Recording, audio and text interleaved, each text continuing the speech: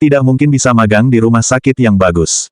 Kakekku dalam kondisi kesehatan yang buruk akhir-akhir ini. Su Haikang khawatir jika Su Qing dan Qi Yan tidak dapat diterima oleh Han Qingxuan. Jadi dia tidak memberitahu kakek Su sampai semuanya jelas. Tuan Su memelototi Su Haikang ketika dia mendengar kalimat itu, kenapa kau tidak mengatakan hal sepenting itu dari tadi? Setelah berbicara, kakek Su sedikit merenung, karena Yan Yan berhasil dibimbing oleh Han Qingxuan, kerja sama dari Tenggui Group tidak apa-apa jika hilang begitu saja. Cigui memiliki hubungan yang buruk dengan Yan Yan dan tidak mau berurusan dengan kita, jadi sepertinya kalau begini kita bisa lebih bebas dari rasa khawatir. Su Haikang tersenyum dan mengobrol dengan kakek Su sebentar sebelum pergi. Setelah kembali ke kamar tidurnya, Su Haikang ragu-ragu sejenak, tetapi dia langsung mengeluarkan ponselnya dan menelepon Su Nianian. Meskipun dia tidak berpikir, kalau dia perlu memiliki hubungan baik dengan Cigui, tapi berbeda dengan Xia Yong, karena dia benar-benar telah menandatangani perjanjian kerja sama dengan Tenggui Group. Su Haikang adalah seorang pengusaha. Dia tahu betul bahwa di masa depan, dia pasti akan membutuhkan Xia Yong dan cabang keluarga Xia lainnya. Panggilan itu dengan cepat terhubung dan suara dingin Su Nianian yang datang dari seberang telepon. Kenapa kau menelponku? Su Haikang berhenti sejenak. Ini adalah pertama kalinya dia mendengar suara putrinya yang dingin seperti ini. Dulu dia sangat patuh dan tidak berani berbicara keras sejak dia masih kecil. Saat Su Nianian berbicara dengan suara yang sangat dingin, itu terasa asing baginya. Su Haikang mengatur bahasanya dan berkata dengan lembut, Nian, bukankah kau akan magang? Apa kau belum menemukan rumah sakit untuk magang? Papa dapat memperkenalkanmu ke rumah sakit kota Beijing. Nilaimu tidak terlalu baik jadi pasti kau tidak bisa mendaftar ke departemen yang bagus. Papa bisa membantumu mencari departemen tingkat 3 penyakit bedah saraf. Seperti yang kita semua tahu, rumah sakit kota Beijing adalah rumah sakit umum terbesar di China. Bahkan rumah sakit itu memiliki beberapa departemen untuk penyakit bedah saraf, salah satunya yang paling tinggi, dipimpin oleh Han Qingxuan sendiri. Sedangkan departemen kedua, juga dipimpin oleh ahli bedah saraf terkenal di China. Dibandingkan dengan dua departemen lainnya, departemen ketiga jauh paling tertinggal. Sebagian besar waktu mereka hanya melakukan pekerjaan biasa, menjalankan tugas dan melakukan beberapa pekerjaan sampingan untuk dua departemen lainnya. Jika mahasiswa masuk ke departemen itu, meskipun tetap dianggap magang, tapi mereka tidak bisa belajar apa-apa. Su Haikang mengatakannya dengan sangat percaya diri, dia tidak pernah berpikir bahwa Su Nianian akan menolak. Bagaimanapun, Su Nianian tidak memiliki koneksi di Beijing dan tidak mungkin untuk magang di rumah sakit yang bagus. Ibu Su sedang dirawat di rumah sakit di Beijing juga, jadi dia tidak bisa kembali ke kota Nan. Penawaran yang dia buat seharusnya sangat menarik bagi Su Nianian. Su Haikang berpikir dengan baik, orang yang paling dekat dengan Xia Yong adalah kakak perempuan dan keponakannya. Selama dia memiliki hubungan yang baik dengan Su Nianian, dia yakin Xia Yong akan melunak. Tanpa diduga, ketika Su Nianian mendengarnya, dia tidak bereaksi sedikit pun dan menjadi tidak sabar, kalau itu saja yang ingin kau katakan, aku akan menutup telepon ini. Su Haikang terkejut. Dia pikir Su Nianian tidak tahu apa yang dimaksud dengan rumah sakit kota Beijing, jadi dia dengan cepat menjelaskannya, rumah sakit kota Beijing adalah rumah sakit terbesar di China. Semua mahasiswa kedokteran dari tempat lain memutar isi kepala mereka dan berpikir. Sebelum dia bisa menyelesaikan kata-katanya, ucapannya langsung disela oleh Su Nianian yang tidak sabar, aku sudah diterima magang di rumah sakit kota Beijing, aku tidak membutuhkan bantuanmu. Setelah itu dia langsung menutup teleponnya. Su Haikang tercengang, nilai Su Nianian bisa membuatnya diterima magang di rumah sakit kota Beijing. Siapa yang memberinya koneksi? Jelas bukan Xia Yong, jangankan orang lain di Haidu, bahkan di Beijing, dia tidak memiliki koneksi seperti itu. Siapa lagi yang tersisa? Tiba-tiba nama Cigui muncul di benak Su Haikang, tapi dia dengan cepat menghapusnya. Keesokan harinya, pukul 9 pagi, Cigui kembali ke rumah sakit kota Beijing. Han Qingxuan telah menunggu di depan pintu untuk waktu yang lama dan ketika dia melihatnya keluar dari mobil, dia bergegas maju untuk menemuinya. Inilah tempat di mana dia harus tinggal. Profesor Qi, kau akhirnya datang juga. Wajah Han Qingxuan penuh dengan kegembiraan, aku akan membawamu ke departemen personalia untuk mendaftar. Seorang praktisi medis dari kelompok ahli hanya perlu duduk di ruang personalia, lalu mencatat dan langsung mendaftarkan namanya. Cigui sangat akrab dengan hal semacam ini dan dia segera mendaftar. Tepat setelah dia meninggalkan rumah sakit, departemen personalia membuka pintu luar dan mendata semua mahasiswa magang yang akan masuk. Rumah sakit kota Beijing adalah rumah sakit umum yang mencakup semua departemen dan merekrut banyak mahasiswa magang. Qian dan Su Qing datang untuk berbaris tepat pukul 7 pagi, karena takut membuat Han Qingxuan tidak senang jika mereka terlambat. Ketika keduanya berjalan di dalam rumah sakit dambaan hampir semua sarjana kedokteran, mereka tidak bisa menahan diri untuk tidak gugup. Mereka datang lebih awal dan mahasiswa magang dari departemen lain juga datang lebih awal. Begitu mereka masuk ke ruang tunggu, mereka melihat bahwa kursi sudah penuh dengan para mahasiswa magang yang datang untuk mendaftar. Qian dan Su Qing terkejut, Su Haikang mengerutkan kening. Dengan begitu banyak orang, butuh berjam-jam hanya untuk mengantri. Setelah departemen personalia rumah sakit dibuka, Su Haikang berbisik kepada Su King, kau mungkin bisa menelepon Profesor Han Qingxuan, karena dia akan membimbingmu, mungkin kau bisa menyelesaikan pendaftaran lebih cepat. Su King mengerutkan kening dan tidak mau melakukannya. Sedangkan Qian mencoba menelepon Han Qingxuan, tetapi dia malah ditegur. Ketika menutup telepon, wajah Qian sedikit buruk. Su Haikang bisa menebaknya dengan melihat wajah masam Qian dan dia mencoba menghibur, Profesor Han Qingxuan memiliki temperamen yang cukup keras, dia tidak memarahimu, bahkan jika para ahli dari kelompok ahli datang hari ini, Profesor Han tidak akan membiarkan mereka lewat pintu belakang. Qian mengangguk, berjalan ke jendela dan melihat ke bawah. Departemen personalia berada di lantai 13, lantai paling atas rumah sakit. Saat melihat ke bawah dari tempatnya berdiri, dia dapat melihat ambulan masuk dengan tertib. Para dokter di bagian gawat darurat terlatih dengan baik untuk menerima dan memeriksa pasien. Selain itu, ada banyak anggota keluarga dan pasien yang datang dan pergi, yang tidak ada habisnya. Jumlah pasien di sana di luar jangkauan semua rumah sakit di kota Nan jika digabungkan. Melihat adegan ini, Qian menghela nafas berat dan mengepalkan tinjunya dengan erat. Ini adalah tempat yang harus dia tinggali. Cepat atau lambat, dia akan menciptakan dunia di Beijing, sehingga tokoh besar seperti Han Qingxuan akan menghormatinya juga. Setelah mengantri lebih dari 2 jam, jumlah orang di ruang tunggu berkurang setengahnya. Setelah ditegur oleh Han Qingxuan, Qian dan Su King tidak berani menyerobot antrean, sehingga mereka hanya bisa menunggu dengan tertib. Tepat saat itu, ada suara langkah kaki yang tergesa-gesa di luar koridor, lalu Su Nianyan muncul terengah-engah di depan semua orang. Su Nianyan, Qian berseru heran, kau juga di sini untuk mengajukan magang. Su King dan Su Haikang sedikit mengernyit, menatap Su Nianyan yang seharusnya tidak pernah berada di sini. Qian juga berpikir begitu. Setelah mengatakan ini, dia tersenyum dan berkata, kalau begitu kau terlambat, rekrutmen sudah selesai kemarin. Su Nianyan mengeluarkan tisu dan menyeka keringat di dahinya. Mendengar ini, matanya memperhatikan Qian, Su King dan Su Haikang.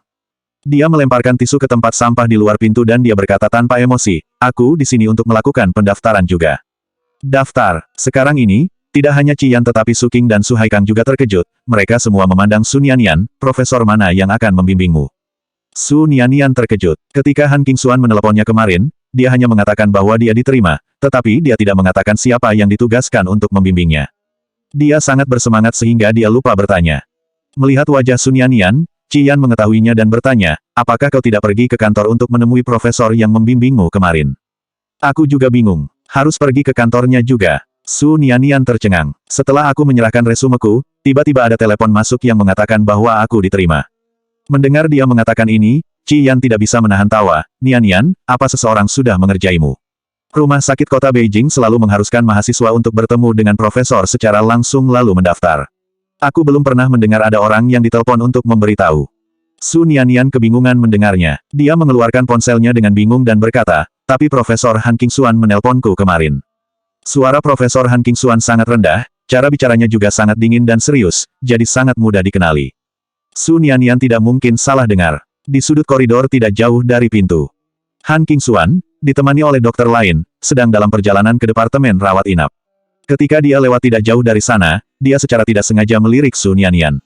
Dia melihat gadis yang secara khusus diserahkan oleh Profesor Qi kemarin sedang berdiri di pintu dan berbicara dengan seseorang. Han Qingxuan tidak memperhatikan siapa orang itu, dia hanya menatap Su Nianyan dan dengan cepat memerintahkan asistennya, biarkan departemen personalia memprioritaskan pendaftaran gadis itu. Profesor Qi secara pribadi menyebut orang yang dia inginkan, tentu saja gadis itu tidak bisa diabaikan. Asisten itu mengangguk cepat dan berjalan ke departemen personalia. Di pintu ruang tunggu, mendengar Su Nianyan mengatakan ini, mata Qian mau tidak mau menunjukkan sedikit penghinaan. Nianyan, kau pasti sudah tertipu. Qian menjelaskan dengan ramah, aku dan Su King adalah mahasiswa yang baru saja diterima oleh Profesor Han Qingxuan. Dia sangat ketat, bahkan dia tidak membiarkan kami melompati antrian untuk mendaftar. Bagaimana mungkin proses penerimaan mahasiswa magang disederhanakan hanya melalui telepon? Petik 2. Profesor Han Qingxuan hanya menerima kami berdua. Su King juga bersaksi dengan suara dingin. Su Haikang memandang Su Nianyan dan berkata dengan bersungguh-sungguh, Nianyan, karena kau di sini, Papa bisa membawamu ke ruang bedah saraf ketiga sekarang dan biarkan Profesor melihat apakah dia mau menerimamu. Sebelum dia selesai berbicara, seseorang tiba-tiba memanggil tidak jauh dari tempat pendaftaran, Nona Su. Su Nianyan berbalik, iya, saya sendiri. Su Haikang, Qian, dan Su King juga menoleh untuk melihat. Mereka melihat seorang pria yang lembut dan tampak profesional dengan kacamata berbingkai tipis berdiri tidak jauh dari mereka. Pria itu tersenyum sopan pada Su Nianyan dan berkata, Profesor Han meminta saya untuk membawa Anda untuk mendaftar, silahkan ikuti saya. Profesor Han, Su Haikang dan dua orang lainnya tercengang. Su Nianian buru-buru menanggapi dan berjalan menuju asisten itu. Melihat bahwa Su Nianian akan dibawa ke departemen personalia, Qi Yan tidak bisa menahan diri untuk tidak bertanya, maaf, Profesor Han yang Anda katakan. Apakah itu Profesor Han Qingxuan? Apa mungkin Anda salah dengar? Sebenarnya, mungkin beliau meminta Anda untuk membawa Su Qing. Setelah berkata begitu, Qi Yan melihat asisten itu menoleh ke belakang dan dengan cepat menunjuk ke arah Su Qing. Su Qing juga menatap asisten itu. Asisten hanya melirik Su Qing dengan ringan, lalu menggelengkan kepalanya sambil tersenyum. Saya mendengar dengan benar, apa yang dikatakan Profesor Han memang Nona Su. Tapi bukankah dia paling benci jika ada orang yang melompati antrean? Qi Yan masih muda dan mau tidak mau dia bertanya karena penasaran. Senyum di wajah asisten tiba-tiba memudar, tetapi dia masih dengan sopan menjawab, saya tidak tahu tentang hal ini, saya hanya bertanggung jawab untuk menjalankan perintah beliau. Setelah itu dia membawa Su Nianian ke departemen personalia. Di luar pintu, Su Haikang, Qi Yan, dan Su Qing berdiri di sana dengan kaku dan terlihat ekspresi luar biasa di wajah mereka. Su Nianian, kenapa dia diperlakukan dengan sangat baik oleh Profesor Han? Su Nianian sendiri juga sangat bingung. Asisten mengatur semuanya dengan sangat serius dan Su Nianian baru saja menandatangani kontrak magang dengan penanya. Ketika asisten hendak pergi setelah menyelesaikan prosedur pendaftaran, Su Nianian tidak bisa menahan diri untuk bertanya, maaf, bolehkah saya bertanya, apa yang disukai Profesor Han dari saya? Han Qingxuan kebingungan. Mendengar pertanyaan Su Nianian, asisten itu tampak tersenyum kecil. Dia menggelengkan kepalanya dan berkata, saya tidak tahu secara khusus. Silahkan Anda tanya sendiri ketika bertemu dengan Profesor Han nanti. Su Nianian berterima kasih kepada asisten itu, tetapi jantungnya berdetak lebih kencang. Dia paling takut pada seseorang yang serius seperti Profesor Han. Su Nianian keluar dari departemen personalia dengan kartu peserta pelatihan dan segera dikelilingi oleh 3 orang tadi. Nianian, apa yang terjadi? Su Haikang bertanya dengan cemas, apa hubunganmu dengan Profesor Han Qingxuan? Su Nianian menatap mereka kosong, kalau aku bilang aku sama bingungnya dengan kalian, apa kalian akan percaya padaku? Su Haikang dan 2 orang lainnya terdiam. Su Nianian terlalu malas untuk memperhatikan mereka berdua, lalu dia melambaikan kartu magangnya dan berkata, Profesor Han Qingxuan memintaku untuk menemuinya, aku pergi dulu. Setelah itu dia pergi tanpa melihat ke belakang. Qi Yan melihat ke arah punggung Su Nianian. Gadis yang dulunya dianggap tidak layak ada di kelas, sekarang malah berjalan di depannya. Dia bahkan lebih dihargai oleh Profesor Han Qingxuan. Kukunya menancap erat di telapak tangannya dan kebencian yang kental tiba-tiba memenuhi mata Qi Yan. Tapi ekspresi bencinya segera menghilang, ketika Su Haikang memandang Qi Yan. Dia langsung kembali ke penampilannya yang lembut. Han Qingxuan sedang berkeliling melihat pasien dan Su Nianian dibawa ke kantor Han Qingxuan oleh asistennya. Tunggu di sini dulu, Profesor Han akan segera kembali. Asisten itu menuangkan secangkir kopi untuk Su Nianian dan tersenyum. Su Nianian langsung tersanjung dan dengan cepat mengambil kopi dengan kedua tangannya. Terima kasih, terima kasih. Asisten itu sedang memiliki tugas lain yang harus dia lakukan, sehingga dia harus segera pergi. Su Nianian menghela nafas lega. Dia menunggu sekitar 1 jam sebelum Han Qingxuan mendorong pintu dari luar.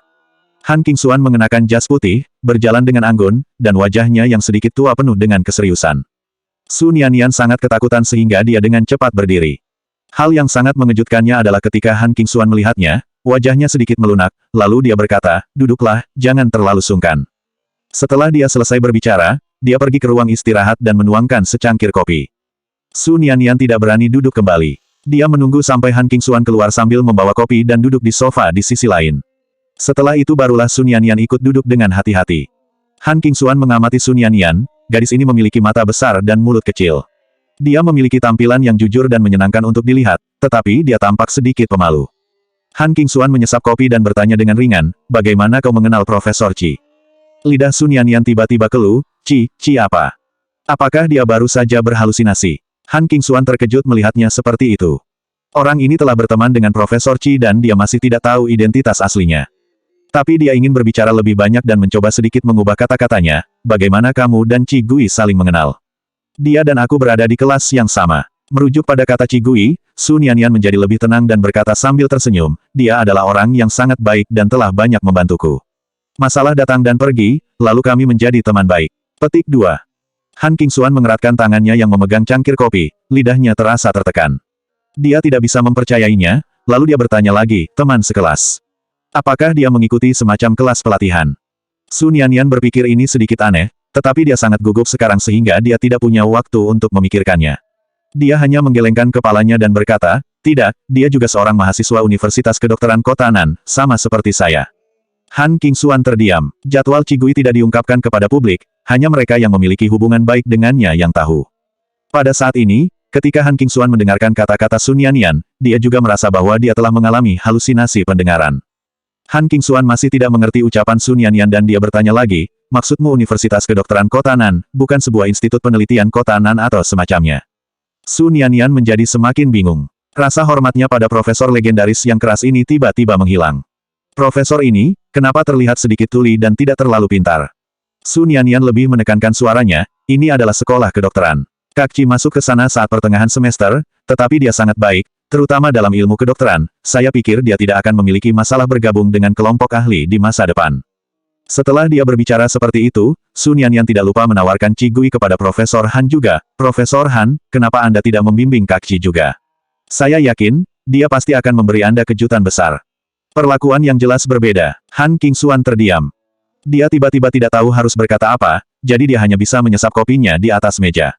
Setelah itu sikap Han Qingxuan kepadanya menjadi lebih lembut. Dia tidak hanya bertanya tentang perkuliahan Sun Yanyan, tetapi juga memberinya banyak petunjuk. Hingga seorang asisten mengetuk pintu dan masuk. Profesor Han, Qian dan Su Qing telah datang untuk melapor pada Anda. Han Qingxuan tidak mengatakan apa-apa lagi. Sun Yanyan tidak ingin bertemu keduanya, jadi dia bangkit dan pergi. Ketika dia hendak berjalan ke pintu, Sun Yanyan teringat sesuatu, dia berbalik dan bertanya, ngomong-ngomong, Profesor Han, apakah Anda yang akan membimbing saya nantinya? Han Qingxuan menjawabnya, kau harus menungguku, aku akan menanyakannya dulu.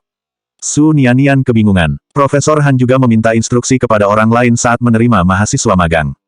Sun Yanyan bingung, tapi dia tidak berani bertanya lagi, sehingga dia berbalik dan berjalan keluar. Di luar pintu, Su Qing dan Qian sedang menunggu untuk masuk, melihat Sun Yanyan berjalan keluar dengan ekspresi bingung, Su Qing tampak sangat tegang. Sedangkan Qian mencoba bertanya pada Sun Yanyan, Profesor Han sangat ketat, kau pasti sangat gugup saat berhadapan dengannya. Sun Yanyan masih memikirkan apa yang dikatakan Profesor Han barusan. Saat dia mendengar kata-kata Qian, dia menggelengkan kepalanya tanpa sadar, tidak, dia sangat baik. Dia tidak hanya mengobrol denganku untuk menghilangkan keteganganku, tetapi dia juga mengajariku banyak hal. Qian dan Su Qing tercengang. Namun, jika Han Qingxuan bisa begitu baik kepada Sun Yanyan, berarti itu tidak akan terlalu buruk bagi mereka berdua. Qian dan Su Qing berjalan dengan percaya diri dan menyapa Han Qingxuan dengan hormat.